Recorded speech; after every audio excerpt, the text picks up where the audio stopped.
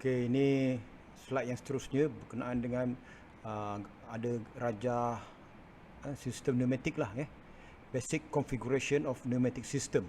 Okey, kalau kita tengok kat sini dia ada menunjukkan sini kompresor lah, kompresor dia akan menyedot udara di sekeliling kita. Kemudian kita tahu apabila kompresor ni dalam ni ada reciprocating silinder yang turun naik macam piston tu, maka apabila udara dia ini adalah bergeser macam kita menerangkan berkenaan dengan basic configuration tapak tangan kita geserkan, maka dia akan sini ada menghasilkan haba. Sama juga macam udara ni.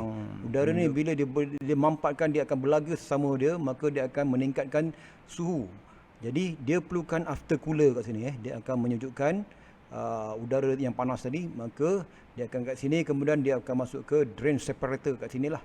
Dia nak mengasingkan, sebab kita tahu kalau kita tiup, kita punya mulut kita dekat cermin, kita akan nampak wap. Di persekitaran kita ni ada wap air lah. Kan dia ada kompresor, ada tangki, kemudian ada FRL, kemudian sistem pneumatik lah, pneumatic circuit lah, configuration of pneumatic circuit. Kalau kita apa yang boleh saya terangkan kat sini, ini adalah yang berada biasanya, kalau ini yang di sebelah sini ni, yang saya ikutkan saya punya mouse ni, ini duduk dia di belakang bengkel welding lah, maksudnya di luar bangunan. Ini di dalam kilang kita lah, yang dekat dengan kita punya sistem robot, CNC machine. Okey, kalau kita tengok kat sini, dia ada kompresor. Kat sini kalau kita tengok, ni rajah ni adalah reciprocating punya silinder lah, dia memampatkan udara. Udara ni disedut lah daripada kita punya persekitaran.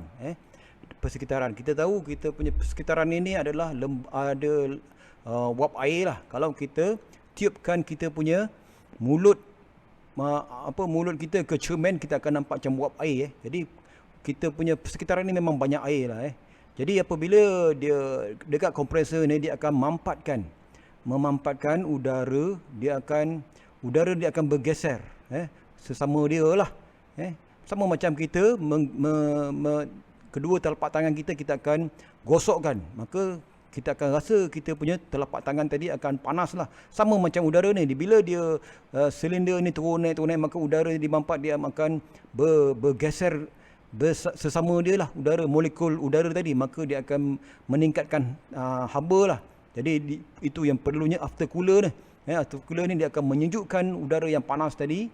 Kemudian kita tahu tadi, saya sebutkan tadi, dekat cermin kita tiupkan mulut kita tadi, dia akan menghasilkan wap. Jadi kat sini dia ada drain separator, dia akan mengasingkan udara yang dimampatkan tadi, dan juga apabila udara tadi ada wap-wap air, dia akan turun ke sinilah, dia akan asingkan. Okey, udara tadi akan masuk ke dalam tangki, akan disimpan lah. Dia akan disimpan, dan seterusnya dia akan dikeringkan di dalam dryer ni lah. Ada slide daripada yang lain, kita akan boleh tengok macam apa penerangan penggunaan dryer. Biasanya dryer ni kita faham dia adalah pengering lah. Kemudian barulah dia akan supplykan terus kepada kita punya di kilang-kilang. Sama ada kalau di kita pakai di lab automasi, lab pneumatik, lab CNC, lab robot, menggunakan. Okey, ini adalah FRL, filter regulator lubricator. Kemudian dia akan masuk ke DCV, directional control valve, kemudian akan speed controller, kemudian terusnya kepada silinder. Kemudian apa yang kerja kita nak buat lah, dia nak grip ke, dia nak apa ke,